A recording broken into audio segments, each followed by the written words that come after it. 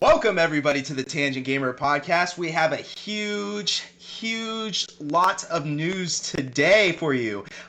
Been a crazy week. A bunch of influencers have gotten a hold of the Series X. They informed us on how it is. We're going to tell you all about it. Also, as well, we have some cross-platforming happening on certain games. EA is coming to Xbox Game Pass here shortly, and much more here on Tangent Gamer Podcast.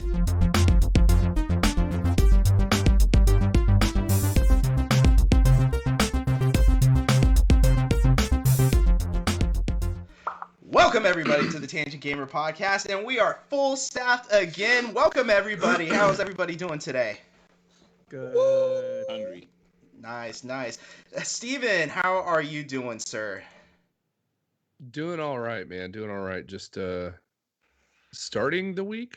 But yeah, I had my son's first birthday yesterday. So yeah, he's not officially one yet. He's still got another week, but we celebrated early. So, but yeah, I'm glad to be in here today. Nice. Awesome. Did you get him a bottle? A bottle of whiskey? Yep. That was always on the first. And Fabian, man, how are you doing?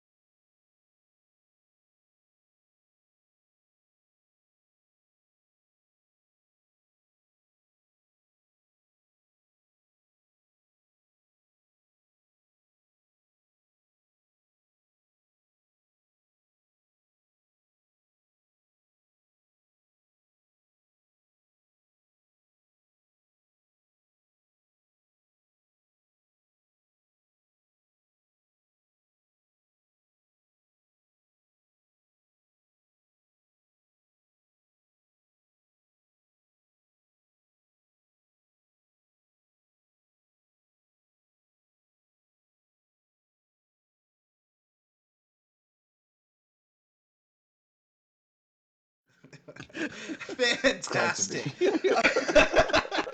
So let's go ahead and get this thing rolling here by talking about the new Xbox Series X features and announcements and everything. So far, a lot of influencers and everybody got a hold of the new Series X, and so far it's been mainly good news here and there.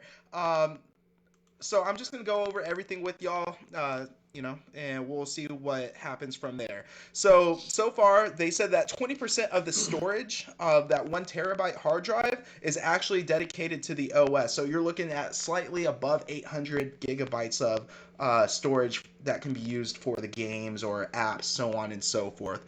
The one thing that they did state that was a huge improvement was the load times.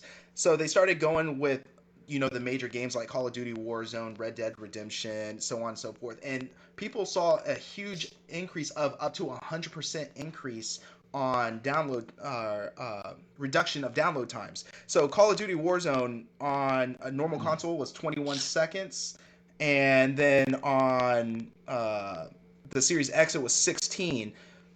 Red Dead Redemption, 1 minute 35 seconds on Series X, 52 seconds. The Outer Worlds, 27 seconds on a 1X, on Series X, 6 seconds, so on and so forth. So we have huge reduction of load times, therefore meaning that this SSD is a huge improvement, and I'm assuming that we're going to see the same improvement coming on the PlayStation 5 as well. Also, some older games can run up to a 60 frame per second frame rate. That's fantastic. So your original Xbox games or your 360 games, and even some of your Xbox One games can run at 60 frames per second. Let me see here. The quick resume lets you switch up between 4 different games all at the same time in rapid pace. So you're talking about switching games in about a 16-second time frame. Then you got the controller, which there's not much of a huge improvement on the controller. As people said, if something's not broke, don't fix it. Or, yeah, Don't change it. Fix it. Something like that. Don't fix it. But the only thing that they really did was make it slightly smaller. They added more texturized grips to it, and then also as well, they added the share button, which if you press it, does a screenshot. If you hold it, it does a screen recording. Then the overall, the influencers, they actually said they liked it.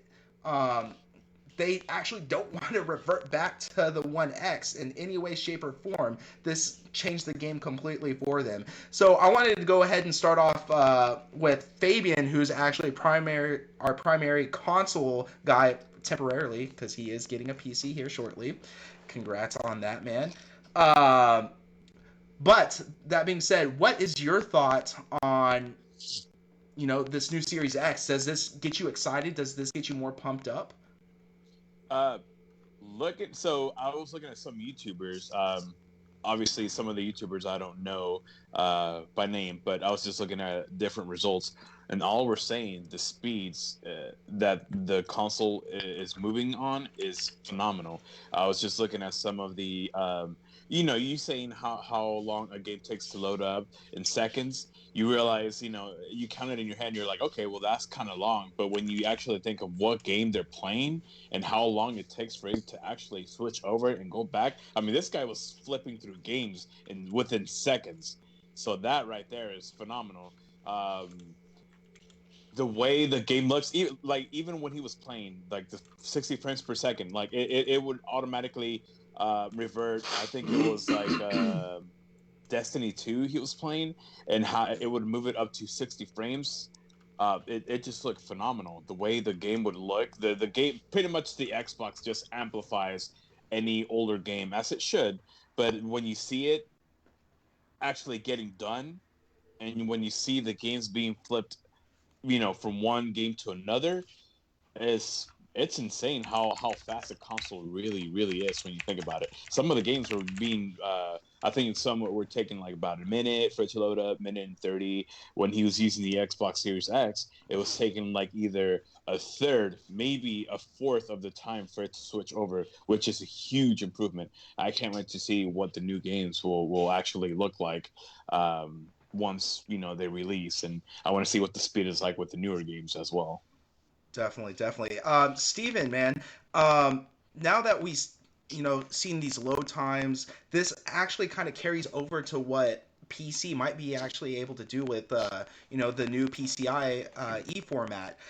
Does this get you excited on what's to come? I think it really does, and to be honest, with how the load times and everything like that, that was one of the big flaws to me that console had. Versus me being on PC. Yes, there are load times, but with PC, it was never that big of a problem. I never had to wait for load times. On consoles, it's always been a problem. So the faster that they can lower that and make that kind of just a seamless process, or at least close to what you would experience on PC, that to me is light years better. I think that's good. It helps everybody as a whole, because you remember. What was it? I remember load times for, like, on PS3 when they played what was it? What was that game with Solid Snake in it? It was Metal Gear Solid 3 or something like that, where like the cutscenes were like 20 minutes long and like the load times were just ridiculously long. Like that kind of thing was just like, I can't understand like how long you'd have to sit there just to do that. So yeah, it's definitely good. And Winton, you're kind of our PlayStation expert here.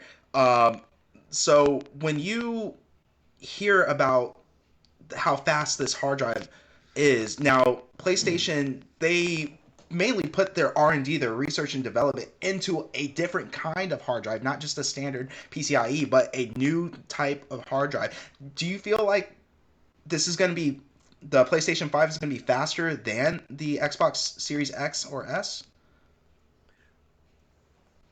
100.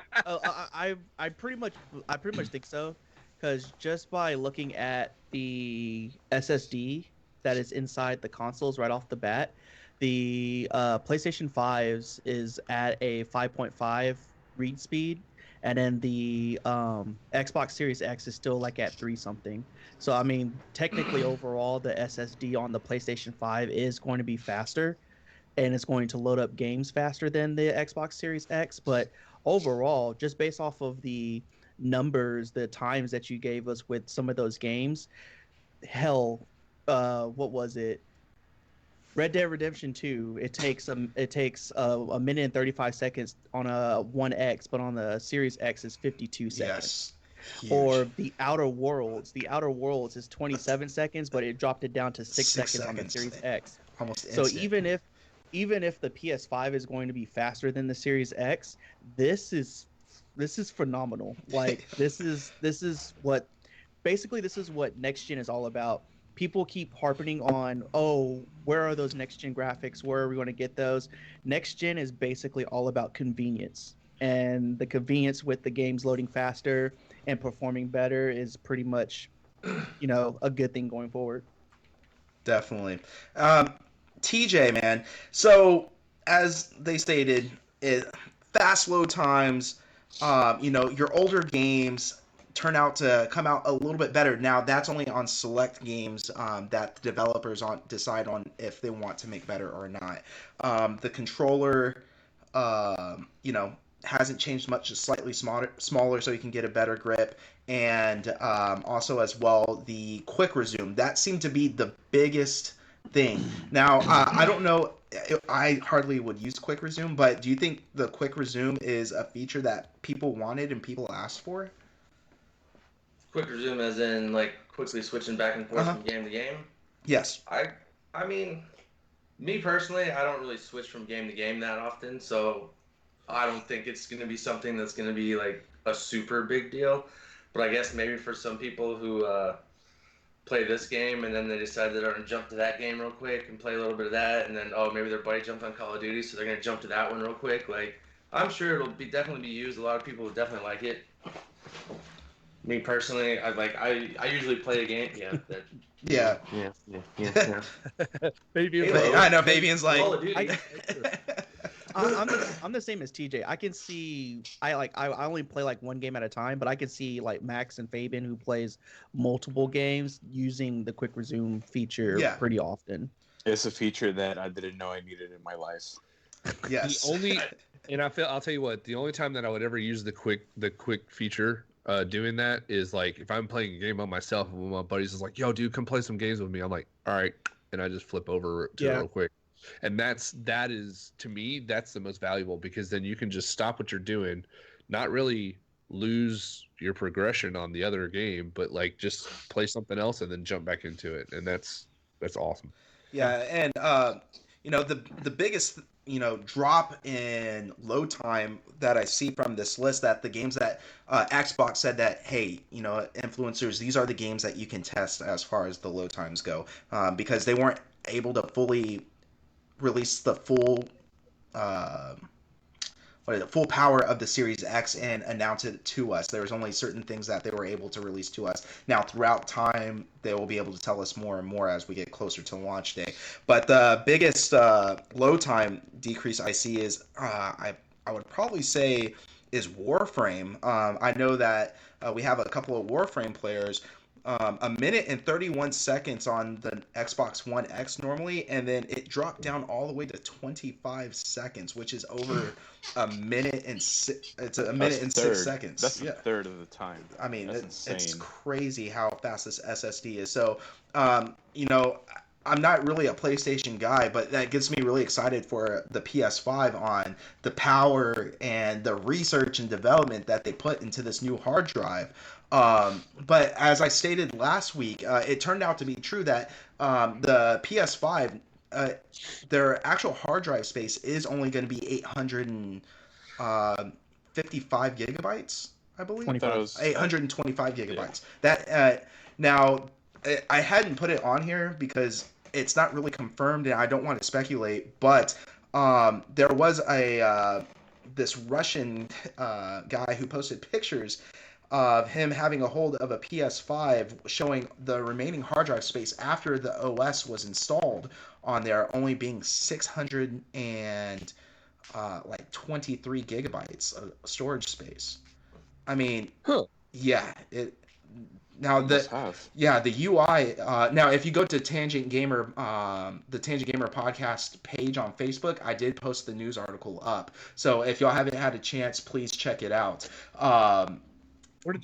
Real quick, Max? One of the followers asked on Facebook. James Zinkgraf asked any changes on the Xbox controller, So actually, yes, there are like very other than the share button. yeah, Obviously, very few changes. And yes, please, thank you so much for sending that, and thank you for liking this video. Everybody else, please like and share, and please spread the word of the Tangent Gamer podcast. We love to spread the news. We love doing this for y'all, and I love talking about video games. So please come join us every Sunday around 12 p.m.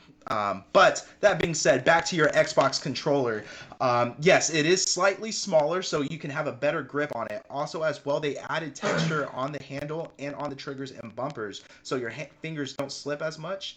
Also, as well, they put a share button in the center of the controller. So what that share button does is if you press it, it actually takes a screenshot of the game that you're playing. If you hold it down, it does a screen recording, and you can set the setting on how much time you want it to record.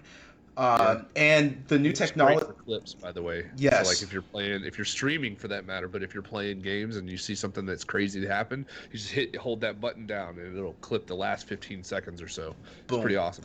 And then they put a new technology in there, the low latency technology inside the controller. So you have less latency between the signal of your controller to the Xbox to the TV. So it's all great. It's all fantastic. I highly recommend you do some more research into that. And I'll go ahead and put up a news article after this on showing the new controller as well. They announced so far three colors so far for this controller. You're gonna have a black controller, a white controller, and this like kind of sonic blue controller. I actually pre-ordered the white and the black and the blue one. So I'm getting all three controllers. Once the console comes out, I will do a live video of an unboxing and also of the controllers, and I'm getting a headset and I'm getting a fight stick on top of that. So My You're just goodness. going all yes, out. The whole kit and caboodle. yes, I am. I just want to see how and- reliable these And controllers are. all the accessories I got are strictly designed for the Series X, so they all have that built-in low latency technology in them as well. But all your past controllers and all past accessories will carry over to this new Xbox. So you don't have to go out and buy a new controller. You don't have to go buy a new headset. Everything still works. It's legit plug and play. I like it. I So, like it. yeah, it's Yeah, we got Fabian's got to worry about the controllers mainly because he fucking breaks them in half. I go through them pretty quick. Yeah, I was surprised that you were like, I don't have a controller right now. I was like, why? Well, I broke all my Elite controllers and my other controllers are broke too. So it's like, yeah. Oh yeah, I was supposed to buy a new controller. That's like $160 controller. Yeah. God. Two Tra- elites have gone Uh, down the drain for me. Travis actually said, thank you for commenting on this video, said Fabian's going to need about 73 new controllers the way he rages. Me, Rich? Nah, man. Come on, I don't need that. Don't worry about it, don't worry about it. Thank you, we did Travis, get for a the follower, comment. by the way, on Twitch. Oh, so we did. Nice. we got a from Youth in Eyes 317. I wanted to call that out real quick. I appreciate you, Oh, bud, thank for you, hitting follow. Euthanize 317 for following us. Actually, Euthanize 317 is my sister. So Simone, Nice. thank you so much for following us. Nice. Yes, actually, she's gonna start. Euthanize and euthanize. Yeah, no, that's the reason why she put it. Because she wants to start streaming here shortly. Nice. Cool. So we'll definitely be Nice. promoting her stuff later on. Her specialty is actually scary games. So just in time for the holidays. Ooh. Yeah. So- Let's go. That's That's perfect. my- I like it. I like it. But all right, next topic, guys. Sorry, we went on a tangent. So also as well, I didn't put this on here because it recently just came out. So Xbox recently announced that people are concerned about hard drive space. Especially with this new SSD and on how much it costs, $220 for the expansion SSD for the Xbox. Well, the lead, I think, program designer for the Series X announced that they are actually working with other game developers on a download system where you can download certain parts of games uh, to help save up space. So, like, let's say that you download the new Call of Duty game. You're done with the campaign. You can actually just download the multiplayer game and remove the campaign. Or let's say if you download Outer Worlds and you finish the first half and you don't want to play. I mean, you're not going to go back to the first half. You can remove just the first half and still keep the second half of the game. And you can just download and remove certain parts of the game, so you can save up space and have that download and storage space completely open or full if you want it. So I thought that was pretty cool as well, that they announced. Now, I heard PlayStation was doing something similar to that as well, if not the same exact thing. I couldn't find it anywhere, but I heard people say that PlayStation announced it. So I just wanted to throw that news out there. We're not going to sit here and talk about it, but I thought that was pretty cool. Yeah, because in like Call of Duty Modern Warfare, I saw a headline that it doesn't fit on a 250 gig hard drive anymore. It's so big, it's ridiculous. Yeah, but I've never seen a game have 250 gigs worth of game space. Like, that's ridiculous to me. That's so crazy. I thought Doom, when it first came out, the newest Doom, not Eternal, the one before that, had a lot. It had started out with like 50 gigs. Mm-hmm. My goodness, that's just crazy. And then, so actually, our next topic. What was it? 2 weeks ago, 3 weeks ago, we talked about Counter-Strike. 3 Counter-Strike coaches that got banned due to cheating. Man, I felt maybe that was longer. I don't know. That was a long time ago. Maybe 2 weeks. 2 weeks. Okay. I think 2. Yeah, 2 weeks. We'll say 2 weeks. But so it turned out that there were actually more coaches that got caught doing this. Up to 37 more coaches actually got caught using this exploit. Now, the exploit, what it did, it actually gave the coaches a free cam so they can go around certain points and actually just tell their teammates, oh, hey, I see 4 over here, 2 over here, which is straight up cheating. And especially in, as a professional gamer, Steven, why? Yo. I mean, there's a saying that goes in professional sports: if you're not cheating, you're not trying. And it's just, unfortunately, that is a thing. They originally found that 3 coaches were cheating, and then when they did their full investigation, they found in previous matches multiple coaches, up to 37 different coaches, were cheating using this exploit, and they found it going through game footage. And it's been kind of a thing now, like, that kind of information, like, you see sometimes you're watching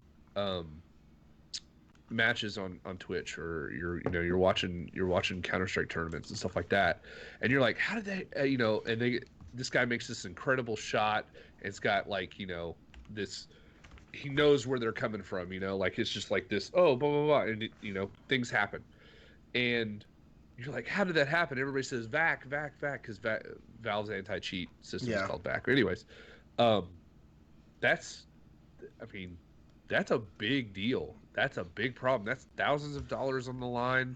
Like, that's coaches, that's sponsorships, that's like your career kind of thing. And, it just goes to show, like, if everybody's doing it, should you do it too? I don't believe that. I think, if you're playing by the rules, you're playing by the rules. But if you're cheating, if the other guy's going to do the same thing and try to get the edge on you, are you not going to try to do the same thing to make sure that you don't get, cast aside? I'm just saying, like, that's just a thing. So yeah. And I mean, Winton, tell me, man, like, if you're already this good, why cheat? Why cheat? These are professional gamers. These are people who are the top of the top on these games. Winton, why cheat? I don't know, man. I really don't know what the motivation is behind trying to get this big of like an upper advantage over your opponent. Well, money, of course, yeah. Mm-hmm. But I mean, overall, like, this whole thing is this not only can ruin the reputation of esport teams, but it can ruin the reputation of CS:GO, Counter Strike, the league in general. Because if it shows that this amount of cheating that's going on, how can we they lose all credibility, So I mean, it's something that they just have to get a hold of it quick and now and figure out a way to prevent this from happening in the future, or else it could cause serious damage within CS:GO. Yep. Definitely. Fabian, man. So far, the investigation is only 20% complete, according to Forbes. Now, it says right here that many of the coaches involved come from the Tier 2 scene, but some top-level coaches from teams such as FaZe, MIBR, and Navi have been caught using this cheat.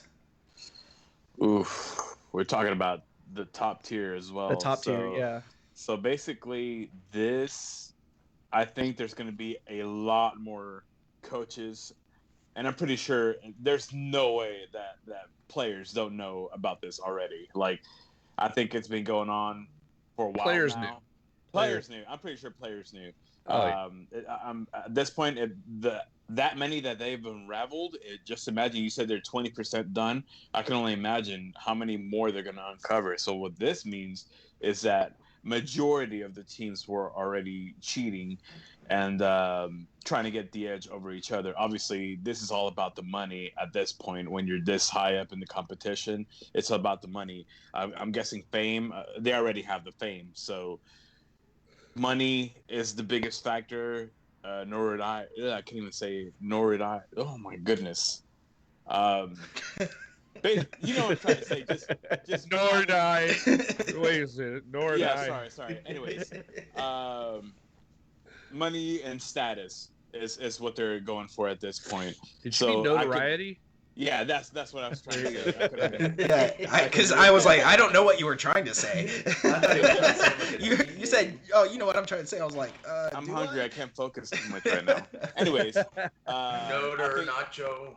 At this point, at this point, the only thing I can see a resolve to this is having a big update on the game and them stepping up the security in regards to seeing who's cheating and who's not. I know it's hard to catch with some people having their mods on their games on the phone, on their PC. Mm-hmm. I'm sorry, not their phone, their PC in the game.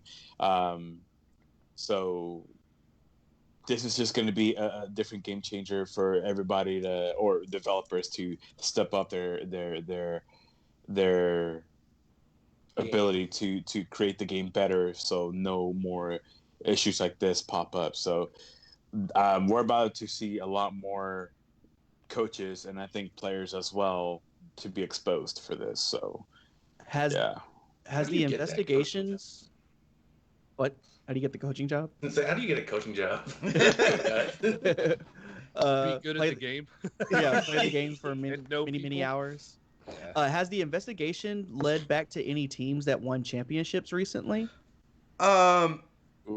You know what? So far, I haven't heard anything. Yeah, I haven't heard anything yet, but I'm pretty sure if they do find out, I think they're just gonna it's gonna suck, but there's nothing they can do at this point. I mean, they already gave everything away in regards to money and titles and trophies and all that. What they're gonna have to do now is just focus on the future.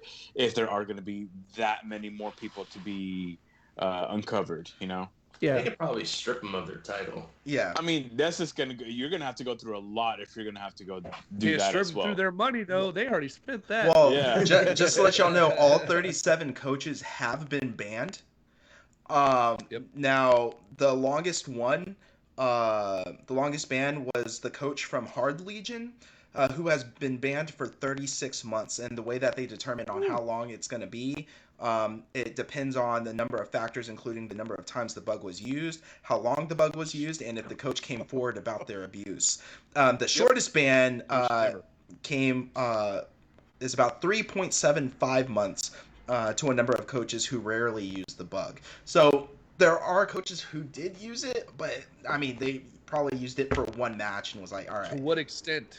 Because Yeah. it's not like the NFL where like you do one thing and it's going to be the same. You know, the lower end punishment is not going to be the same as the higher end punishment of use more. You know, they're actually divvying it out depending on how much you cheated. So I think it's good. Yeah. But, And yeah. TJ, tell me your thought on this. I mean, for money, for fame, I mean, eventually you're gonna get caught. I mean, why? It doesn't make sense to me. Please make sense on this for me. I honestly don't really. Of course, the money, the fame, like I personally feel like it's not worth it. It's like stealing from your job. For if you handle money at work, stealing from your job, it's not worth getting fired over. Yeah. And now that not only they're gonna get banned, but now it's like what league is gonna want to hire them? Mm-hmm. Yeah. That's And now- that's interesting. That's career. Yeah, it's career ending. Like you coming forward and saying, yes, I used it once, that could be the career ender. I mean, yeah, you came forward, yeah, you got the shortest ban, but I mean that could be it. That could be their jobs. It's just it's a terrible thing. It You hopefully. might have to get a real job now. Oh man. How can an organization trust you going forward? Yeah, exactly. basically? Exactly. Not only Well, that, but you also doing have that- done. Yeah, Huh? Go ahead, TJ. Go ahead, TJ. Not only that, but doing that, it's like not only is like CS:GO under watch, but now it's like every game, every league, every coach is now being looked at. So now they just kind of like Yeah. it's like the game was fun and free, but now like everybody's on lockdown and under close eye and all this stuff, and it's like you just kind of ruined it for everybody. Moral of the story: don't cheat. Yes. Yeah. Yes. Bitch. Don't Yeah. cheat. Don't cheat. Like guys. if it continues to go on, esports in general can really start to go down on a downfall. They'll just do like a full scale wipe and bring in Yeah, a they're whole gonna new have crew. they're gonna have to reset everything. Like literally, the game, finding new people. Everybody's gonna have to find new people. Ah! I know. I was gonna say that. I was gonna say that. How did they do it? I don't know. Ask Brady. Say anything. He can't do it Is that now. why they lost? Yeah. No, Just like it's just a shit sandwich. I mean, Yeah. it's really what. Yeah. And there's gonna be more of it. I'm Yep. telling you, More than more one. to uncover. Like I said, there's an unwritten rule. But you know what? There is more of Pokemon DLC. So Pokemon Sword and Shield is actually getting. Hey, wait, where'd you leave? I like that transition. Hey, no, wait, why are you Transition, leaving? I don't need to be here for this. What is this? So, Pokemon, yes, you have to. Pokemon Sword and Shield, they're coming out with another DLC called the Crown Tundra. So they have a season pass that you can get. The deal. Hey, TJ, come back. So you have the Isle of Armor, which was the first DLC. Next is the Crown Tundra, which will contain a new area, a new dungeon, also some new Pokemon, a new co-op play feature, and more and clothing items and more. That is coming out later this fall. Please check it out. That's all I'm going to say about it. We don't need to talk about it. Oh, thank God. I'm the only one excited about that. But you know what else I'm Forrest excited Gump. for? That's all I have to say about that. You know what else I'm excited for? Xbox EA Play has been announced to come out November 10th on Game Pass. So they Nice. gave out the official date. So the launch of the Series X is the day that EA Play will be on Game Pass. Now, if you do have EA Play, or if you have what was it before, EA EA Access? Yes. Yeah. Yeah. So for every 3 months that you have remaining on your subscription will be converted into 1 month of Game Pass Ultimate. Oh, dope. Yeah, so I bought my EA Access last month, so which means that I'm gonna get about 3 months worth of Game Pass Ultimate with my EA Access. So That's really cool. yeah, Word. yeah. So if On you, all hit. now, if you've been kind of living under a rock, thank you for joining us. EA Access, or EA Play, which is EA's subscription service where you get to play certain games, is now coming over to Game Pass. Game Pass is Xbox's subscription service where you get to play all these games. I can hear the sound of controllers hitting the wall now. Thank you, JP Goski, for joining in a little late on Fabian's controller breaking.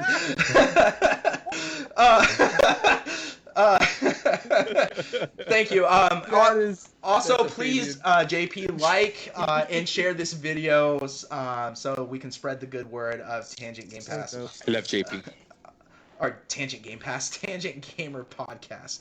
We got a Game Pass now? Yeah. Whoa. Soon. No, I'm just kidding. That's not happening.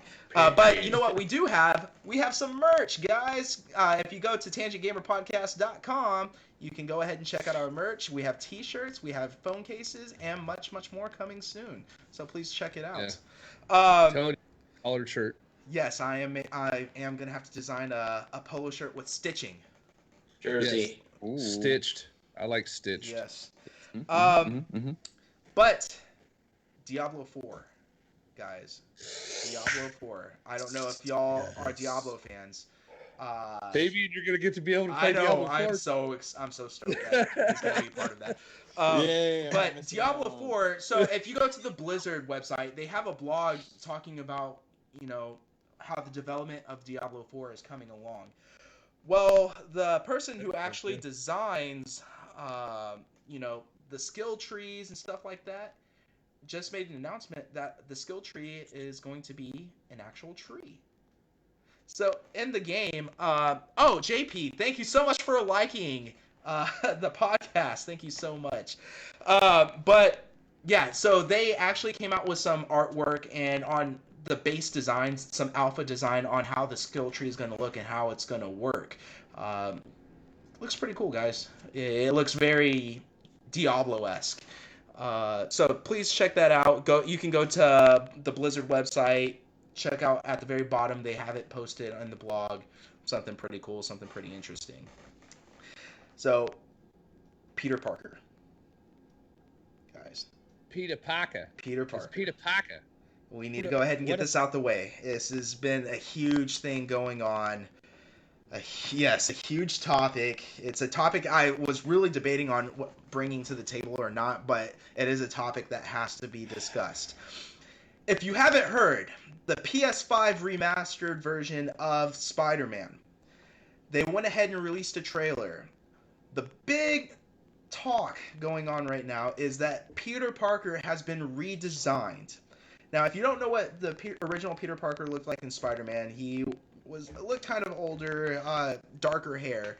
Now, the new Peter Parker kind of looks like a great value brand Tom Holland Spider-Man. So they Sam Fishered him.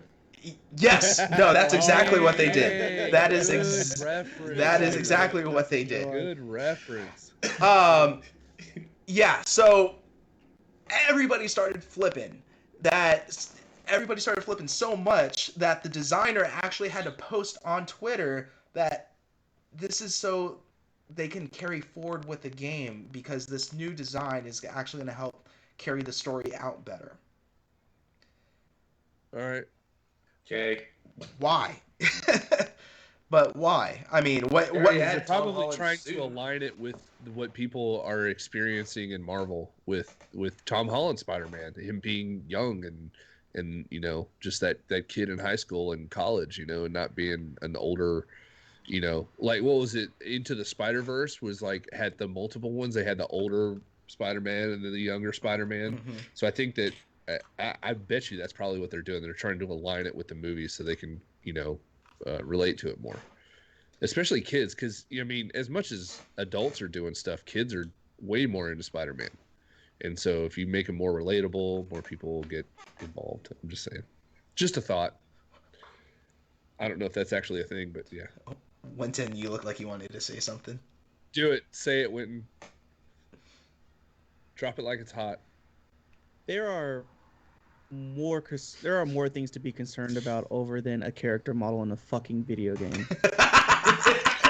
when Spider-Man PS4 came out, everybody gave the original Peter Parker shit because he looked old than what the character was supposed to portray in the game. He's 23 years old in the game. Everybody was like, "Oh my god, he looks old. He doesn't even look young." Now, they come through and they remodel the character because in the blog post they said this character's, facial structure when it comes to the modeling matches the voice actor to give out a better performance throughout the game. Then now everybody's all flipping out. Oh no, I prefer the older model better than the new one. It's Yep. like who gives a Like, shit? once you start flip flopping on it, that's when you Yeah. start people like you're never gonna win. Just Yeah. stick with what you got. Yeah. See what you got, yeah. It shouldn't matter. It's just a character model. The game is amazing. The game is awesome.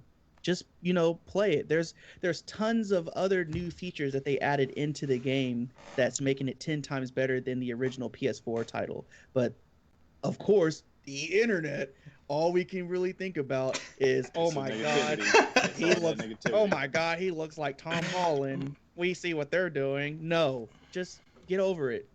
Get over it. If they wanted to bring in Tom Holland to play the character, they would have brought in Tom Holland to play the character. I don't think they could And afford he that. would have been happy to do that. He would have been happy because you see the excitement he has when it comes to the Uncharted movies because he loved the Uncharted games. I forgot about that. Yeah, so it's all like just get over it. They're doing something to improve the game, People and cry just to cry. you should be thankful for it. I want their basically. opinions heard. Everybody needs something to talk about. All Dude, right, with all the little details that they improved, or all the details that they Yeah. improved yes, for that's the what I'm saying. the upscaled version with the ray tracing and all that, I was like, Yes. oh my goodness, this game looks even better than the one on the PS4. So I don't see how people can focus on Yeah, that. and Don't guys, say ray tracing around Max. oh, I love ray tracing. He's heavy breathing. Ray tracing. But it's crazy the technology that they did to this game. You're all absolutely right. There is more things to be excited for about this game. Like the ray tracing, the technological achievement that they had to do for this game is incredible. Incredible, guys. Now, yeah, I get it. People who played the game already coming into this, it's like, oh yeah, you completely redesigned the game. But guys, ray tracing. Ray tracing. Oh That's god. you. Oh god. I mean, look, it's ray tracing, 60 frames per second on performance mode. Pretty much it's not just a regular rehash that we normally get when they re-release games. This is like a remake built from the ground up to take advantage of the power of the PS5. Wait, is there a performance mode? Yeah, because there's a performance mode on the PS4 Pro. Why does there need to be a performance mode? Maybe you want to do it at 120 frames per second. Why don't you just always do it at that? Because you can't do ray Because you have tracing people- and you have that. Well, at the same time, you have people who don't prefer like the But it's, 4K, all the horsepower, right, but depending on the should TV that they auto-adjust have. to, like what the best settings are for what you're not, and you're not downscaling it because of something. It's Like I get it for competitive scene Yeah. because you want as many frames as possible, but this Yeah. is a cinematic game. Like, why would you want to lower it's- that? People that have consoles don't really care about that type of the- thing. Like if Like- they have a regular console, they'll just play the game how it regularly comes. Some people that have the Pro don't even know that the option is there for them. So it's if you want it, it's there. If not, then obviously with a PC guy, that's where you're questioning it. But Yeah, as someone with I'm a like, console, you're gonna play it. You're gonna play it. That's I don't like know. for us, we know what's all the features in the consoles, but for like Yeah. a regular gamer who's just happened to pick up the game, they probably don't really care about the game's performance. They just want to play yeah, it. yeah, That's exactly. probably true, yeah. You're right. You're right. But Mhm, mhm. you know what else looks good? Oh god. That smile. Zombies. I love this build up. Zombies. TJ's back there raising. It's moving so fast. I was like, I hope he doesn't leave because he's our zombies connoisseur. I mean, He's like, I'm Alright. getting headsets. our zombies off this connoisseur shit. just took Like, now off. I'm really gonna talk in the podcast because this is the only important news there is. This is the only news there is. So this week they released and fully announced Call of Duty Zombies. Looks incredible. Yeah. Looks exciting. Okay, so some of That the trailer. differences here is first off, the battle pass will now connect to zombies.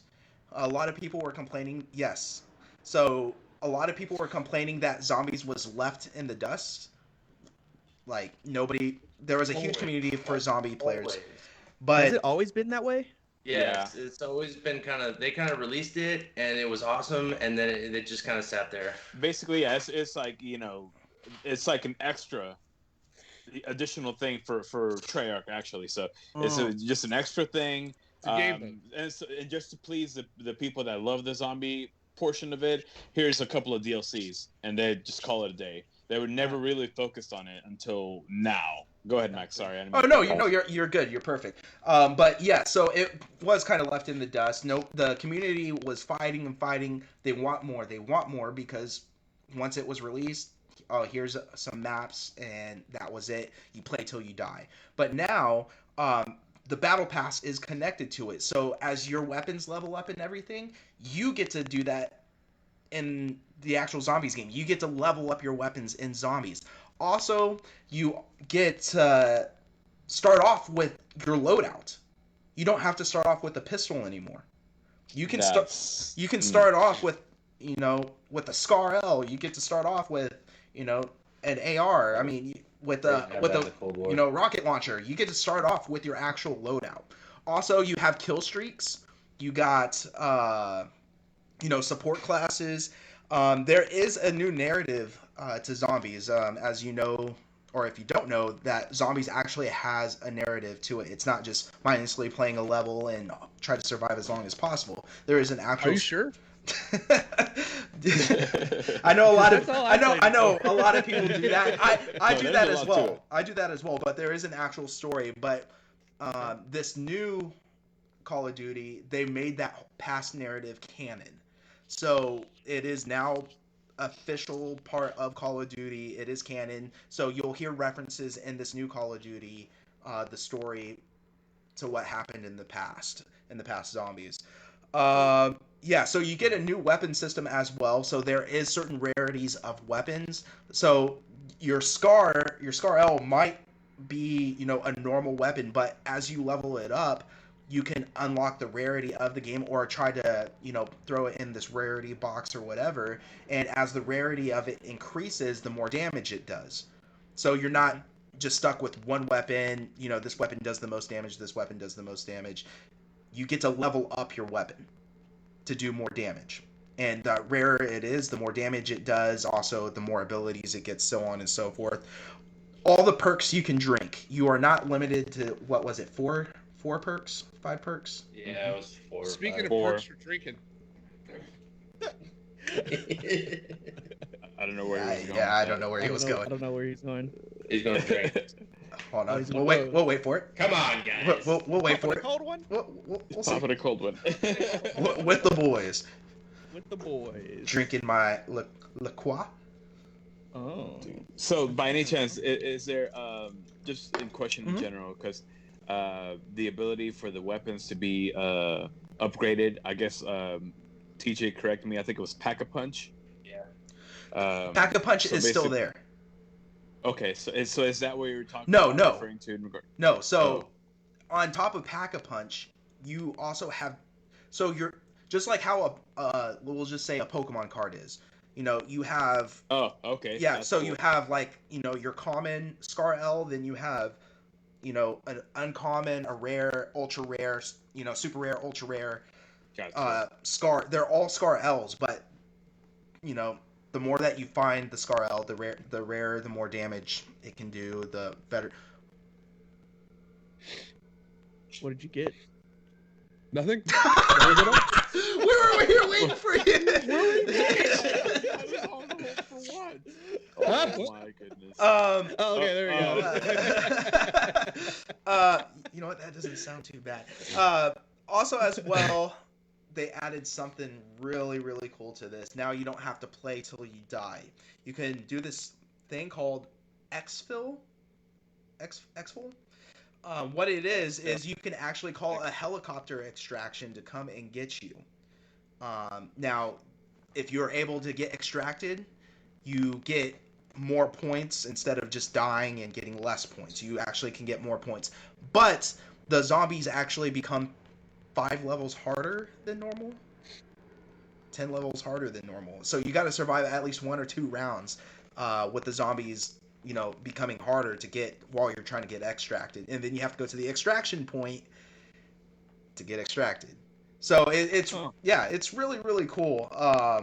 It's a different take on zombies. I'm excited for it. Guys, I mean, that right there got me to pre-order Call of Duty. I pre-ordered Call of Duty for that reason. Yes. So I got the $100 version of it. So I'm actually looking forward to seeing how the kill streaks are going to be implemented in the game, because that's a first right there. Oh yeah, and they showed that in the video. Somebody was in an AC-130. And see, yeah, and they were in an attack chopper gunner. Yeah, somebody dropped a turret down. And the turret was shooting. I mean, this is a complete game changer. And I find it really, really cool that your battle pass stuff carries over to this as well. So it's like it's very user friendly now. Steven, are you excited about zombies? I am. So the one thing that I disliked about zombies specifically, which was kind of weird, was it was, I don't know, like, it got repetitive really fast. Even on the storyline, it got really repetitive, and I don't like getting repetitive. I like playing competition games. I like doing that stuff. So it's like, let's do this, like, I'm down. After a while, I'm just like, I'm not okay, down. what do I do now? So one of the things that I wanted to ask is that so I enjoyed Left 4 Dead. Left 4 Dead, Left 4 Dead 2, those zombie games have my heart. My thought when I saw that video was that seemed more like Left 4 Dead than it did like traditional zombies. Okay. At least that was my takeaway, because of the way that the zombies were coming at them. It wasn't just droves of zombies running at you. Well, it was, but it was like, I don't know. It just didn't seem as linear, because whenever I was playing original zombies, it was like you're holding down the trigger in a line and just blowing guys away and all over the place. So I don't know. Maybe that's just me. Just thought, but I wish it was like more like Left 4 Dead and not like Call of Duty Zombies, because that got really boring. I think I understand what you're trying to say. Like it was, instead of like the normal, all right, round begins, here comes a certain amount of zombies. It was more like Left 4 Dead, like where horde. You're walking into an environment, you don't know what's about to happen, and then just a horde of zombies just starts pouring out of like a corner and coming at you. Like World War Z zombies. World War Z type feel. Yeah, I was just about to say. It has like a more horror survival element towards it. Yeah. Exactly. TJ, I know you're excited for this, man. I mean, this is not the same zombies. My jam. Fabian, I mean, were you planning on getting Call of Duty? Oh, obviously. I mean, oops, I'm sorry. Most of my friends play shooter games regardless, so I always get the Call of Duty games just to play the multiplayer. Obviously, I love the campaign on the games as well, but this zombies is making it so interesting. Like all the new features and the fact that they're putting a lot of focus into zombies this time around, more so than other times where they just would draw DLCs just to quote unquote keep everybody, all the fans satisfied. I think this new focus is going to be a game changer for them, and hopefully they continue to do things like this, and they try to perfect it even more as the game progresses. So by next time they release a newer game, it'll be perfected even more, or they'll add even more features to what they've done, so and so forth. So I'm excited to see where this is gonna go. It kind of feels like they put they like merged. Do you guys remember? I think it was called Invasion. Yes. Yes. It wasn't zombies. It was the aliens. What was that on? Ghosts. Ghost. Yes. Yeah. Yeah. Good Call of Duty. I actually really liked that. I was really upset that they. I know, me too. Follow up on that. I love Call of Duty Ghosts. and the story, man. Dude, they Ghost- left that open, the ending so. I know, open, I and was they like- never finished it. Ugh. It's just Yeah, bullshit. Ghost was one of the least favorite Call of Duties, and I'm guessing that's one of the reasons why they kind of decided to just drop it altogether. Drop it. Invasion was so Treyarch makes the original Zombies. Infinity Ward is the other creator of Call of Duty. So Infinity Ward was the creator of Ghost. That was their take of quote unquote zombies. But they don't really focus on that now, so they kind of just did it to do it for the fans that like zombies, but it's not something that they continue to focus on. But I actually did enjoy it the few times I did play it, so I wish they would have continued it, but they're more of the multiplayer and the co-op type of playlist. So Yeah, that was one of the things, if I remember correctly. They were saying that the Ghost multiplayer wasn't.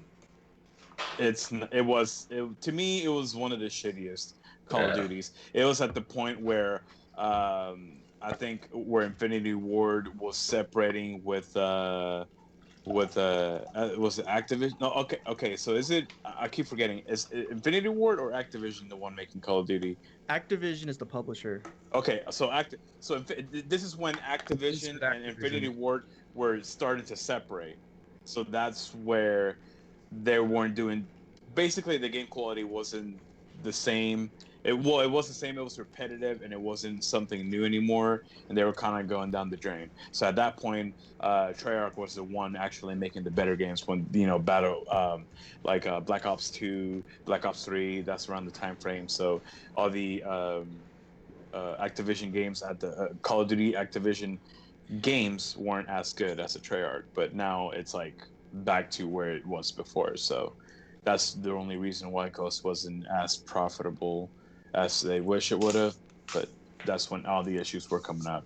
I know we're off the main subject, but do you Yeah. think Ghosts failed because there was 3 different developers working on the game four They different were- developers working on the game at the same time? They were at that point. They were just pumping out games just to pump it out. They know that Call of Duty, the brand, is gonna make money. So with them having to do it every year, and with with them having to do it every year, and with everything that was going on at the time in regards to Infinity Ward and Activision kind of splitting up and not working, basically there was just too many problems for the game for there to be too much focus on the game. I don't think they focused on the game too much. They rushed it and they just released it just to release it. Well, we actually have Marcos. He just put a comment on Facebook. He's talking about zombies. He's asking the question, do they keep doing zombies because of nostalgia or for the genre itself? Ooh. That is a very good question, Marcos. Thank you so much. That is a very deep and philosophical question. I'm going to start with TJ because, TJ, you play zombies almost religiously. Do you play because of the nostalgia? Like, is that why you keep on coming back, because of the good times that you remember from it? Or do you play because you like zombie games in itself? I just love zombie game. Dude, I got the shit tattooed on my arm. Like, what the fuck? From Call of zombie- Duty? Yeah. Yeah. I got all the developers Yeah. lined up on my lower back. Yeah, his arm is trademarked. He has a big Activision tattoo on his back. You said lower back. Yeah, Trademark. sir. Ooh, It trademark. starts right at the crack and it works its way up. All the Well, developers, you know. mine works its way down. Off topic. He's got Activision Blizzard right around his little sphincter. I play Call of Duty. It used to be for the nostalgia, and whenever they remade like the older, like the original. So I forget which game they did it for. For Black Ops 1, all the zombie games for that one were moved over to, I think it was Black Ops 4 or Black Ops 3. At that point, it was nostalgia. But I play it because it's challenging. Once you get to those high levels, to know what you're going to do, what routes you're going to take, what weapons to use, it gets intense. when you're playing with the good people as well, that makes it very, very, very fun. Back in Black Ops 1 and Black Ops 2, when they had the Easter eggs, that's one of the things I used to love as well. I even got all the achievements for Black Ops 1 and Black Ops 2. Not for 3, I kind of stopped playing zombies at that point, but I would come back to it. But this game specifically, Cold War, I'm for sure coming back and going to go all out on zombies because it looks so good. So I do it because it's fun to me. I like zombies. I like the challenge. It's also a good distraction away from multiplayer as well. So, Well, guys, you know where else zombies are going to be? In Super Smash Brothers. Because in Super Smash Brothers, they announced some new characters, guys. They announced... Segue. They announced Steve, Alex, Zombie, and Enderman as now, or not now, but soon playable characters in Super Smash Brothers. It was such a huge announcement that Twitter actually broke down. Twitter just stopped working altogether for a little while. Yeah, guys. I mean, we got some new playable characters. I think that brings the tally up to 73 playable characters now. that's insane. In Super Smash That's Brothers. I like it. That's insane, guys. Insane. That sounds pretty cool. Now, I don't want to butcher his name, so I'm not going to say it, but the creator of Super Smash Brothers said that this was in actual talks for about 5 to 7 years on trying to get, Steve as a playable character from Minecraft into Super Smash Brothers. They said not only was it hard to trying to get in talks in regards to it, but the character design, because they had to implement a way for the character to actually duck down and on how the character will fight and what they will do and so on and so forth. They are going to announce 5 years? The guy's a square. Masahiro Sakurai? Yeah. Yes. Yeah. I can't. I don't want to butcher the name, for the sake of trying not to butcher it. So, I said it through my head. You look like you were Actually, focusing very intently. I was like, I saw the sweat just rolling down his forehead. my brain. Yeah. But yeah, so it completely broke down the internet. Now, guys, when will it end? When do you think enough is enough as far as playable characters in Super Smash Brothers? Come out with a Smash Wow. Brothers. They have so many more characters. They have so many I know. more characters. I know. This isn't the end. This is nowhere near the end. Oh. But they are going to announce some more information in regards to these characters at Minecraft Con, which is coming up here shortly. I think it starts on this You have a week. Minecraft con? Oh, I guess they would. Yeah. It's semi- It's that big. Yeah, yeah. it is actually, I think, the #1 downloaded game so far still. It's I still think. up there. Yeah, it's still pretty high up there. So yeah, they are going to announce more, but they have released little stuff here and there in regards to what the characters can do, and also what Kirby looks like when he sucks in this character and steals Steve's power. He turns into a little cube, by the way. Oh yeah, I saw that. Yeah. So it's really cool, guys. Now, if you have the character game pass, you automatically get all the characters. But if not, I believe it's $5.99 for each individual character for download. So please just buy the game pass or the Yeah, it's $5.99. or the deal Please buy the Game or Pass. the season pass, whatever it's called, the battle pass. Fighters Pass. Fighters Pass. There it is. Yeah, get that. You save so much more money, and you get the character. Marcos also put another comment on Open World Smash Brothers. Oh, Open world. Oh goodness. I don't know what that means. to Like, be that honest would with be a you. game Oh, mode, oh, is he talking about Like, would you open world is Smash? the mine, or is the Minecraft level going to be open world?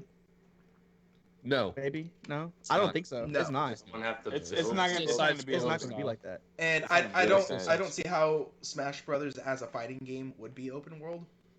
Yeah. I'm pretty sure they can figure something out. That'd So- be weird though. That's Uh, true. That's Now, let me see here. Yes. Speaking of Microsoft and Nintendo joining together. There's another game that's getting cross-platform here and cross-play. Apex Legends is finally getting cross-play. So that is coming out Finally. as of October 6th. I think they're going to be doing some beta runs on it. That's 2 days, by the Yes. way. They always release on Tuesdays, so it's on Tuesday, 2 days from today. Now the way that this is going to work, guys, is that console and console will automatically fight each other no matter what. Now, if as soon as a PC player joins into your party or group, the console players will automatically join the PC servers. Yeah, So because the PC servers are better. yeah, I mean, well, PC players Oh, in you're right, they're general better. just have an advantage. All right, I mean, there's a reason why it's set up like that, because PC players have an advantage. Yeah. So, we're yeah, so console players will join in with PC players if a PC player joins in. Now, console players can't just jump into a PC server. It won't set you up like that. It's unless you have a PC player in your party, which you well. can That's play. why it's also still in beta too. Like they released it with the beta tag right below it. Yeah. So cross-platform beta. Yeah. But yeah, it's supposed to be. God, I cannot wait. I have so many friends that play Apex Legends on console that haven't been able to play it on PC, and oh my gosh, I've been wanting to play it with you guys so much. Like, just know that Toggle Okay. Shot is coming I guess I'll re-download mine. near you. And Uh-oh. that's how. Marcos put another comment. He said, PC is greater than console always. Yes. The line is getting blurred here. The line is getting... Yeah. And, I mean, for certain games, like majority in regards to shooters, PC will always have the I would advantage. change that symbol to PC is greater than or about equal to console always. Uh oh. I mean that line is No. that line is getting blurred real bad, guys. It's getting blurred real bad. That once you take leaps and bounds into the console world, the PC world is gonna be like, okay, now we can release this Guys, stuff. they are releasing technology that's not even out on PC yet. What do you mean? That's That out- line is getting blurred. It's out on PC. Not yet. It will. It will, but Yeah. it hasn't yet. That's what I'm saying. For That the line is first getting time blurred. Hold on. Oh, let God. me count the days. Just like Forever. You guys finally caught something that was good. There will Anyway. always be an advantage for a player with mouse and keyboard than a controller. Period. End of discussion. The only trump to that is aim assist. Yeah. That is the only trump, because PC players play with controllers that have aim assist, and I've seen some wicked players play with controller on PC, and it's ridiculous.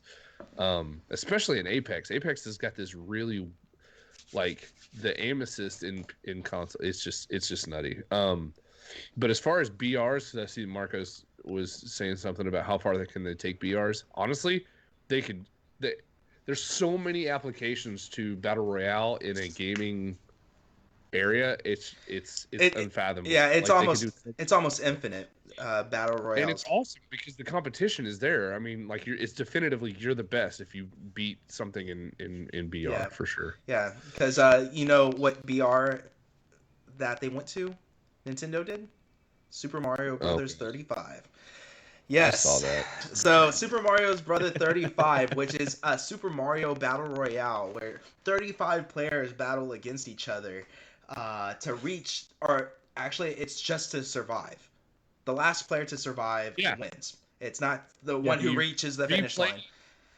You replay it over and over and over and over and over and over and over and over and over again until you beat everyone. Yeah, we talked about this in our past, in one of our past podcasts, this Battle Royale Mario game, Super Mario 35, and we all said, yeah, it is, it's cool, it's great. Well, so did the reviewers think it was okay. Oh, okay, Fabian. Uh, NFL. the reviewers gave it mediocre reviews, saying it's cool at first, but after that, It's repetitive. yeah, it gets repetitive, and It's not like a true BR. It's basically uh, a BR will always be like a shooter game. That's their take or Nintendo's take of a BR with a classic game, seeing how people are gonna like it. But at the end of the day, it's more repetitive unless they change the levels up all the time. But surviving the longest is this just means that someone can literally play it, memorize everything to it, and then play the longest without dying or anything like that, like a speedrunner. Well, the way that it works is, Steven. Well, the way that it works is, as you're destroying enemies or getting certain power ups, you start affecting other people's levels. So you start adding more enemies to their levels, or you start, you start adding extra blocks, so on and so forth, into other people's levels, which starts slowing them down, or it might kill them faster, so on and so forth. So, I mean, So I played it. It's pretty fun. When it comes to like knocking out enemies, what's really cool is how they did it. Is let's say you're on the water level and you're taking out fish and squid and things like that, and let's say you're on like the first level, they'll implement that enemy onto the first level. So like instead of like your Koopas and everything like that, you're also having to dodge squid that is just like flying in the air. So it's all like basically whatever you killed during your level, those enemies will come over to another person's level. That's cool. Certain level ups you can purchase with coins, and it takes about like 30 coins in order to purchase like an extra power up. So like you can get like a star. It's basically like the Mario Kart feature where you hit the block and it randomizes. Yeah. It's like that, but you're paying coins from the coins that you are collecting through the levels. And I mean, it's really cool. It's fun. But yeah, after a certain amount of time, though, it can get pretty tiring. Mhm. Yeah. And Yeah. there were some matches that I played that last up to like 30, 35, 40 minutes because you're just God. it comes down to like me and another person, and we're Going back we're and just forth. going back and forth adding enemies into our levels, but we're able to get through them, and it just continues until somebody So unfortunately gets knocked So out. Make sure you get the fire. my thing is, you reach the end and then you just wait for everybody to finish. Nope, you keep going. So it like, just once cycles. you get to the end, It just Yeah, so cycles. once you get to an end of one level, you're automatically put into another level, and you're just continuing until somebody is eliminated. Fascinating. That doesn't sound very fun at all. Well, you know For what? the speedrunners and people who play Yeah. like Yeah. religious For Mario, For Mario fans, it is that I can understand why that game is awesome and why it's fun. But if you're just wanting to play it, it's fun for about like I'll say like a couple of hours, and then it's time to move on. that's true. Yeah. Well, I still say Tetris 99 is Oh, better I love Battle Tetris Royale 99. than Tetris 99 is amazing. Super Mario. I'm actually gonna buy. I don't know if it's coming on Game Pass. If it is, great. But if not, I'm gonna buy Tetris, the new Tetris game. Also, The Tetris Effect or Yeah. whatever it's called. Yeah. yeah, I'm excited for that multiplayer Tetris. God, Yeah. I love Tetris. But you know what's not loved right now? World of Warcraft Shadowland. I love your segues, Max. I just wanna- Unfortunately, it got delayed.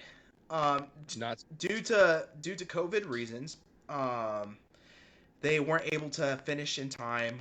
As of right now, it originally was supposed to come out October 26th. This was the next big update for World of Warcraft, and it got delayed. As of right now, there is no new release date at this point in time.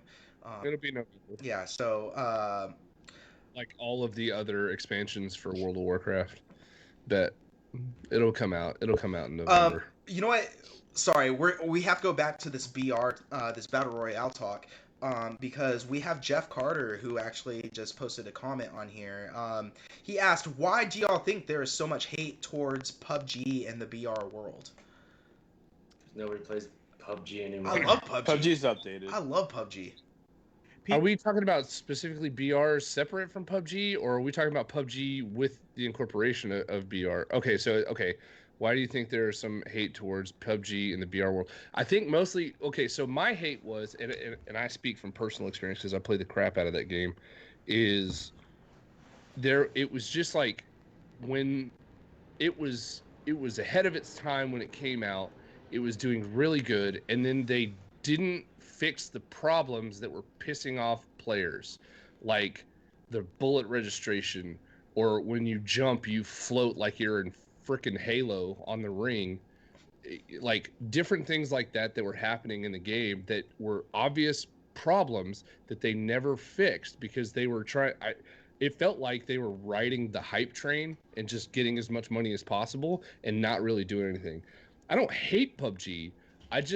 There's so many other BRs out now that it's just like it's in the past. For sim BR players, that's a go-to. Like that is a good solid one to play. But at the time when I was playing PUBG, I played a game called Ring of Elysium that came out, and that was more optimized than PUBG was at the time. Dude, you And can it was like- snowboard in that game. Exactly. You snowboard, you hang glide, like you had monster trucks and like all sorts of crazy different vehicles and stuff that you could drive around. It was so much fun. So as far as PUBG, I give props for PUBG because they brought the rain whenever it came. That game was awesome. But it's just like now it's just like nobody really cares. It's just way better options now. I mean, the time that it released was around H1Z1. Well, H1Z1 was first, but then PUBG came out after. And even when they came out with it, it was like a alpha, beta type thing, and they didn't really complete the game until like a year later or something like that. But they just let you play the game. I'm guessing that's why it was very glitchy, and not a lot of things were perfected up until the actual release of the game. So by then there was already like Fortnite and all these other better BR games. Yeah. So in my opinion, the game just died out. I still see a lot of people play it on PC, but not on consoles. Yeah. Max is probably the but one person that plays. I feel like Apex and really kind of set the bar when they came out. Yeah, well, Fortnite set the bar Too, yeah. well, Fortnite actually, set the PUBG was 10-year-old the beginning of the battle royale. Like people started PUBG originally designed battle royale. But my take on it, and I'm just gonna be real brief about it. If you haven't played it recently, try it out, please. I mean, they fixed a lot of stuff. These new updates are really fun. It just overall, it's a fun game. I actually play it every night before I go to bed on my phone. I do play it on my console, and I do play it on my laptop. So, yeah, I love PUBG. I'm actually pretty decent at it. If there's any game I could say I'm pretty decent at, I get chicken dinners a lot on that game. So, no real skilled players play it anymore. ouch. But Max is not your best shooter player, but Well, I'll say this. I think, and that's what Jeff Carter was saying, is that like the new updates. I've seen the new updates and they're pretty amazing. They've started listening to their fan Jeff, base. and I'll let you know. yeah, but how long did it take for them? But guys, Exactly. Exactly that. Right Also, there. we got That's another right good there. question Yeah. from Bradley.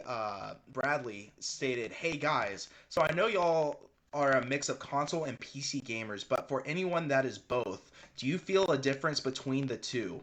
I've always felt like PC was a pay to win to have an advantage over poor PC players with lower grade equipment. Do y'all feel it's more or less the skill than a console player playing in a level playing field?" So, yeah, that's a very good question. It's a very good question. I have my thought about that, but I'll let you go ahead and. So, yeah, I would actually like to start this off. I honestly feel that because I recently just started getting into PC gaming from console. Now, me joining into PC, yes, I felt there was actually more of a skill heightened skill in PC players than what I've originally felt in console gaming. But I felt like that's because of me not knowing on how to use a mouse and keyboard yet. Honestly, I feel like if you lower the graphic quality, you actually have more of an advantage over players with a higher graphics card and that has more, that can put more trees out and everything. Because if you lower the quality of the game, the less foliage and stuff that blocks your view, so you can actually see more. So Yeah. it might be kind of an advantage for the PC gamer to have than somebody who can push 4K graphics with ultimate shadows and foliage. So honestly, no, I don't think there is an advantage of PC players over rich gamers. But that's just my take. I'm not mainly a PC gamer. So Steven, you said you had something to say. Please, what's your thought on this? So when you're playing shooters, and specifically in shooters with and this is the where I'll start is with shooters.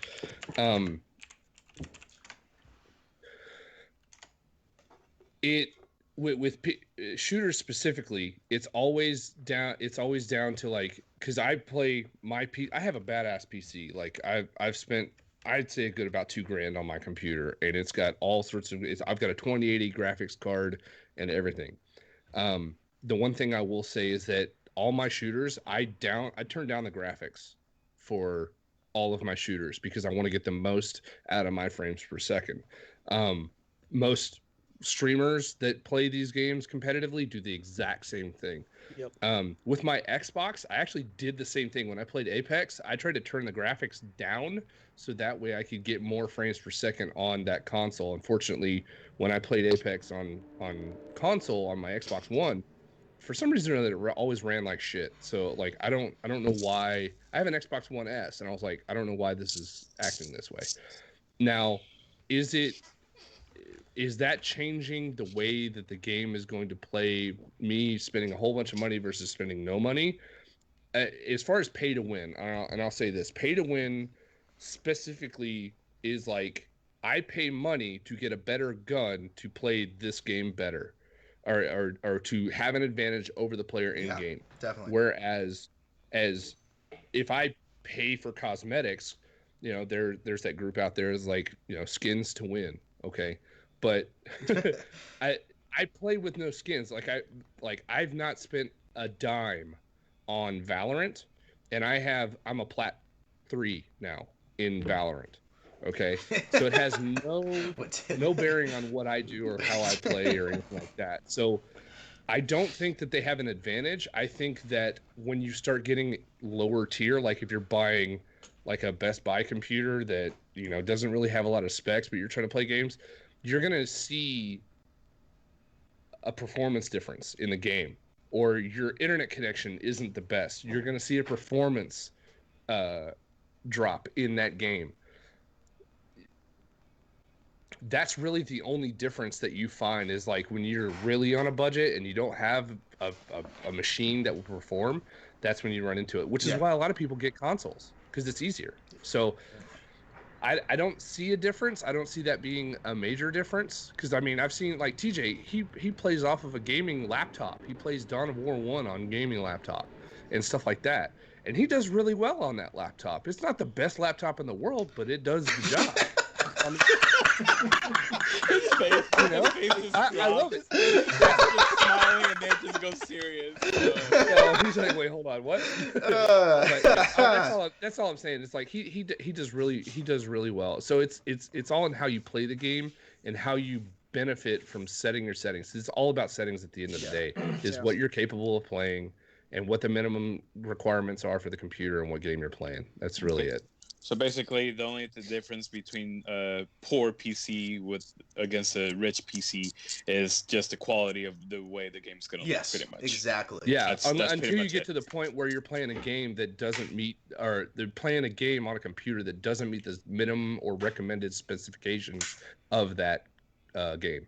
That's really where you're going to otherwise, everything is the same unless the game decides to be like, oh, hey, you want to better gun. Well, here, buy this. It is. That's the only way I can see a PC player being better than another one. It's just having the advantage with money to buy better things in the game, not by what the performance is on the PC. Yeah. Winton, did you have anything to add on that? No, he pretty much nailed it. Yeah. On every aspect. It basically comes down to the settings of what you have and what you know are wanting to go with for the game. Yeah. That's all it is. Yeah, so I mean that was a great question, Bradley. Thank you so much for that question. That really actually brought a different kind of discussion here. So Bradley, please like, subscribe this video, share it amongst us, and any of you that's watching, if you all ever put a comment and ask any questions, we'll try to answer them the best that we can. But yeah, we love for everybody to join in on the stream, but thank you so much for these questions, greatly appreciate it. Oh, and looks like, guys, Fallout 76, everybody's favorite game. That was a good game for like 2 days. Sorry. I feel like they can't decide what they need to do or what they want to do because Fallout 76, you are now able to have a vault of your own in the game. So if you don't know, you have this device called a camp, C-A-M-P, C.A.M.P. So what this is it's a place where you can actually build your home in the game. Well, your camp can now become a vault. So that's where your home base is at. Now, there's 3 different sizes to this vault. You have utility room, lobby, and atrium. Everybody in the world of that game gets a free utility room loft of a vault. After that, if you're there, what's it called? Is Fallout First members. If you purchase the Fallout First membership, which is I think is $10 a month, unless you buy the year membership, which is $100 a year, you get the lobby size for free. Then, if you want the atrium size, it doesn't matter. But you have to be a Fallout First member, and you have to pay extra in order to get atrium size. Of course. Guys, you figured they would have learned their lesson when they came out with we fucked up, you get your own server, but you gotta pay for it, and then just pissed off everyone all over again. And now here they come with another thing saying, hey, you can have this, but you gotta pay for it. So now just maybe they're trying to ride that ZeniMax purchase from Microsoft's wave. But I feel like this was designed way before that. Let's get daddy more money. Oh, and Marcos, thank you so much for following us. I greatly appreciate it, man. You can join us every Sunday at 12 p.m. and join in on the conversation, but thank you so much. Winton, I mean, dude, what? Why? Like, they don't make sense at this point, man. Just exactly. Just make Fallout 5, man. Okay, I understand. Hey, it's good on them. They're still trying to make this game even better for the, I don't know, the number of players that are still out there playing this game. You know, awesome, cool. Yeah, I mean. Yeah. They're still fan base. They're just fan a base. different one than their core audience really wanted. Yeah, exactly. I mean, yeah, you know, more customization, I guess, is good for the game. Will it attract more players? I doubt it. Sure, yeah, you know, go ahead, put more stuff into it. That's all I can really say. I don't have anything to say on that. If you want my honest opinion, why does this game still exist? I don't know, but, Oh, that's great. I mean, TJ, we played this game. I mean, quite a lot compared to everybody here. I mean, you know how camps work. I mean, do you think that this is a big deal for you to come back to the game? I uninstalled that game fucking months ago. Like I jumped back on it whenever the Wastelander expansion or whatever came Yeah. out. Uh-huh. And like it just wasn't really anything special, so I just jumped back off of it. I feel like they just need to accept the fact that this game did not work the way they wanted it to, and they need to focus on the next one. They should have what they should have done was like a 4-player co-op story mission. That'd be cool. Not like just open world, everyone's free for all, let's all just go in there and nuke each other. Like, that's sure that could have been like a mode that you could do, or you can do story, you know? It's like they created this whole giant world that looked great, but they kind of screwed the pooch on it. Yeah. TJ, you know what would have been really cool is if did anybody ever play Star Wars: The Old Republic? Anybody here? Yes, I did. So, not KOTOR, Oh. not the Old Republic. I'm talking about the MMORPG Oh no. that was Okay. made by BioWare. No. So, anyways, BioWare made an MMORPG called Star Wars: The Old Republic, and it was based on you know, it's like an MMO, except each of the storylines, like you could go in and you're yourself, but then you had your crew of people with you that would take on the boss and stuff like that.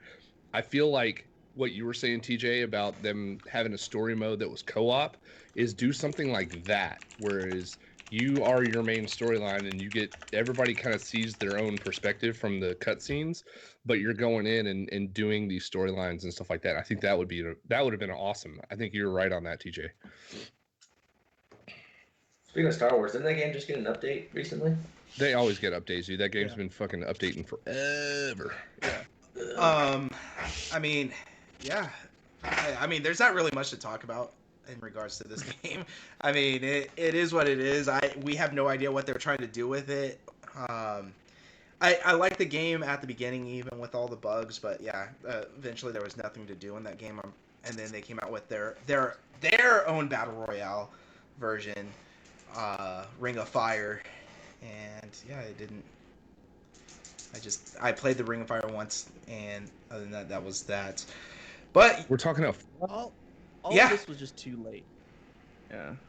At the It was end all of the too day, late all of this was after too all late. the cock ups that they had. Yeah. It was just terrible. Now they're trying to ride the BR train, and they're trying to create new modes, add new things to the point where they're still even asking for money for better stuff. Like, come on, man, just let it die. Focus What did on you say, Fallout Winton? 5. what were you saying?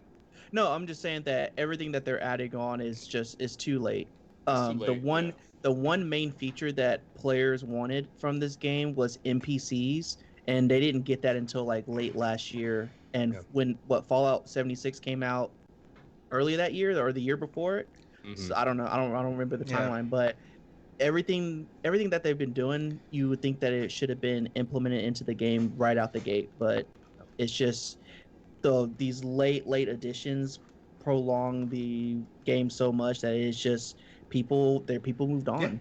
Like definitely. PUBG? Like PUBG. Max. You're not wrong. You're not I'm wrong. not wrong. He's not right either. I can't get no right. Okay? I mean, other than that, guys, that kind of brings us to our news. Does anybody have any news that they heard throughout the week that we didn't mention here today? Actually, rolling back for a second, back to the crossplay. I don't remember if you mentioned or not, but Cold War Zombies is going to be crossplay. Yes. Ooh. Yes, that I That'll did not be mention fun. that, but good call. Yes, Cold War Zombies is going to be crossplay on all platforms that Call of Duty Cold War is going to be on. So it's going to be crossplay. Is it also going to be cross generation Yes. as well? Yes. That's awesome. So Xbox That'll be One fun. and That'll be PS4 fun. players will be able to join in as well. That's so cool.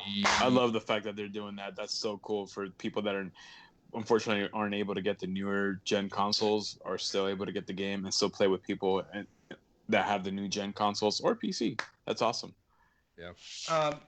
Jeff said, all right, real quick, last one, guys. Hear me out. This is what Jeff said. Hear me out, period.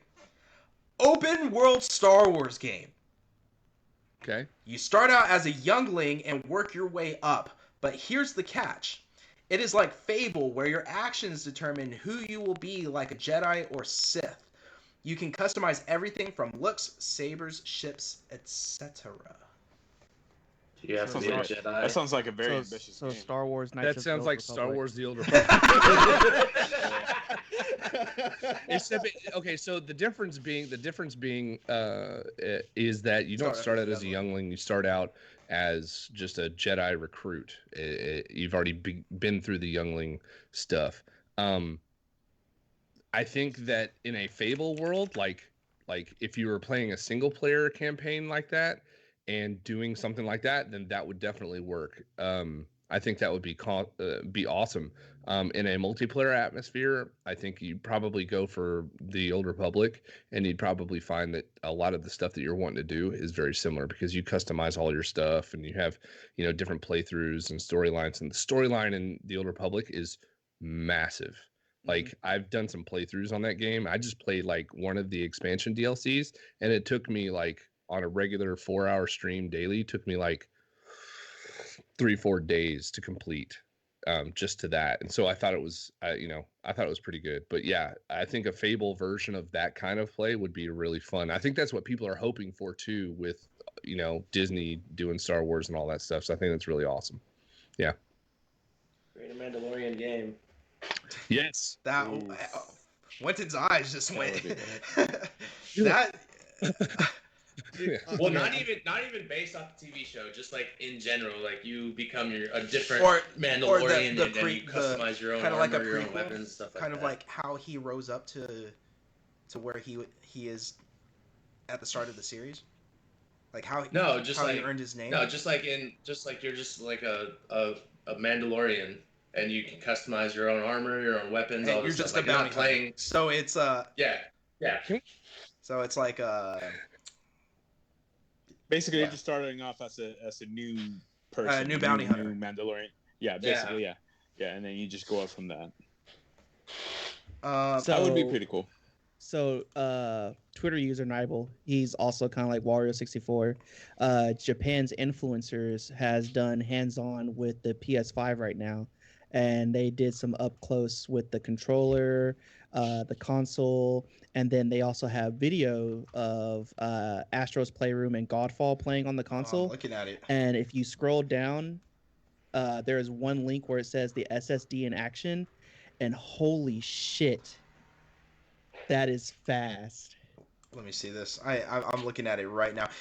And for all those who are watching, I am gonna go ahead and put that in the comments right now. So yes, please check it out. I put it on the Facebook comment page. Please check that out. That we are watching it right now as well. This is all happening live. So I could pretty much kind of like explain it to them. So like if you click on the SSD video, the first one that they show off is Astro's Playroom. And whenever the character dies, it quickly it puts up the logo and puts the character right back into the game. Where they were. I'm watching it. And then if you watch it, like every time they die, the character just jumps right back into playing the game. I'm fast forwarding into Godfall. And then when you go to Godfall, in order to jump back into playing the game on Godfall after your character dies, you just hold the circle button to continue, and then it just instantly loads. And it instantly jumps you back into the game. Wow, that is crazy. That is crazy fast. And again, for those who are watching, please look into the comments. We put the link for the YouTube video on how the SSD, on how fast it is. Check it out. That is wicked fast. Like literally, I mentioned it earlier. Next gen is all about convenience, and at this point, loading screens are pretty much a thing in the past almost. All right. So, other than that, guys, we're gonna go ahead and dip out real quick. We're gonna go ahead and announce the games that are free to play or that you can download if you're a PlayStation Plus, Xbox Gold, or if you're on PC. So on PlayStation Plus. This month, you get Need for Speed Payback free. Also, Vampire with the Y, which is also free. On More like why? Xbox games, Wow. Xbox games with gold. The Book of Unwritten Tales is Unwritten Tales 2 is free from now to the 15th. Slayaway Camp Butcher's Cut is free from the 1st all the way to the 31st. Sphinx and the Cursed Mummy is free from the 1st to the 15th. Now, on the 16th to November 15th, Maid of Skur it will be free, and Costume Quest, which is the 360 game, will be free from October 16th to October 31st. And Yeah. Max has already downloaded all of them. I did. I did. And then on the free-to-play notable games that are on PC, because there's always free games on PC, but we're going to let you know which ones are worth the download. Nice. Rogue Company, which is First Watch Games, is free to play. And on Epic Games, Abzu, which is made by Giant Squid. Is that right? Did I say that right? Yes, And then Yep. Rising Storm 2 Vietnam, which is made by Antimatter Games and Tripwire Interactive, is all free to play. Rogue Company Play, is really fun. play Abzu. Yeah. Play Rogue- Abzu. If you enjoy Journey, play Abzu. You'll Okay. love it. And then the game's coming out this week from October 5th to October 11th. Ride 4, which is coming out on PS4, Xbox One, and PC, will be out on the 8th. Ben 10 Right. Power Trip will be out on the 9th on PS4, Xbox One, PC, and the Switch. The Survivalist, which comes out on the 9th as well, will be on PS4, Xbox One, PC, and Nintendo Switch. And the big one, FIFA 21, which will be out on the 9th on PS4, Xbox One, PC, and Nintendo Switch. And they also have an upgrade to next gen version as well that you can buy, which will get you the updated graphics, so on and so forth. Other than that, guys, I believe that is it. Steven, where can we catch you at, man? You can catch me pretty much anywhere on social media as Toggledshot, TOGGLEDSHOT. I'm on Twitch. I'm on Facebook Gaming. On Twitter, and I'm actually probably going to be doing a live stream after this stream, cutting over and probably play some Valorant, some Apex, see what's kind of going on. Maybe play some Rogue Company too. Rogue Company. I might Dude, jump that into game some Rogue. looks so good. I love it. Yeah.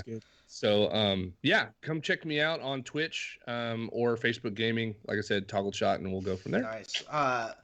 TJ, I know that you have to go. Go ahead and plug in your stuff real quick. You can't really find me on Xbox right now. Mine's not currently working. You can find me on PlayStation under Juke Camel. Yes, By Camel. Juke by. Juke by Camel. Find me on Blizzard or Battle.net. Sneaky Turtle 12. I love those names. All right. Is that it, TJ? And Steam. I got Steam under Bullets for Breakfast. You're just all over the place, man. You're making it hard for people to follow. Am I though? So I want to. Fabian, man, where can we catch you at? Right now, I'm mostly on Xbox. I have a PS4, but I hardly play that thing. Xbox is IIALLUCAN3AT. II. It's all you can eat. I'll try to post it on the comments. So if anybody wants to follow, my Instagram is BUFF3T, and you can also follow me on Facebook. I will be getting a PC soon, so as soon as I get that up and running, I will have. It's coming, brother. Don't worry. I've already got it. It should be coming this week, so I'll get Okay. it. Processed and Sweet. All right. And, So I'll be PC soon. So Nice. once I have that, I'll have Twitch and Steam going. So yeah. nice. And Winton, man, where can we find you at? I'm sorry. What was that? How do you spell that?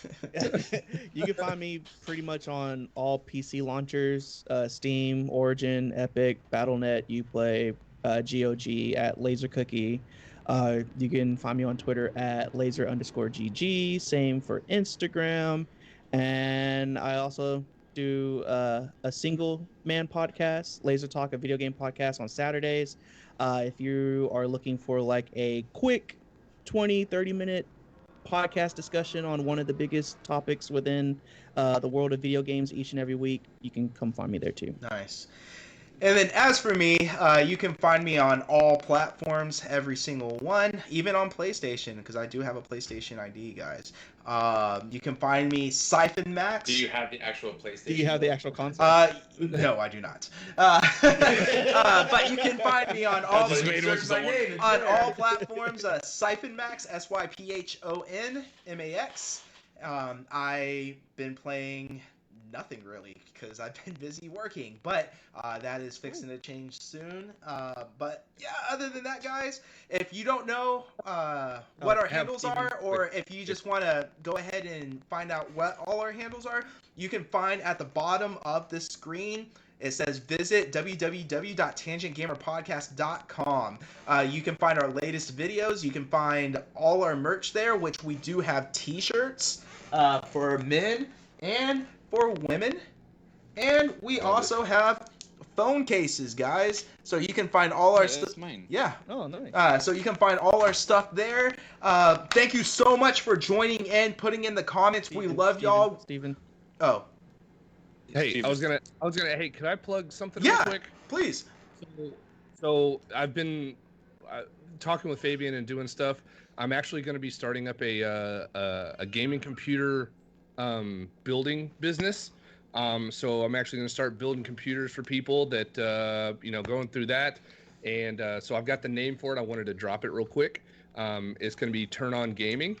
So Turn On Gaming is going to be my new business. I'll have the Facebook gaming page and start modeling that out. But I wanted to make sure you guys knew that was going on. So if anybody's looking to get a gaming computer, I'm available and working and all sorts of stuff. Pro. He's a pro. Hit this man Hit up. that man up. Yeah. And I'll go ahead and once you create a website or a way to contact in regards to that, I'll go ahead and put it on the Tangent Gamer Podcast website as well. But again, guys, thank you so much for joining in.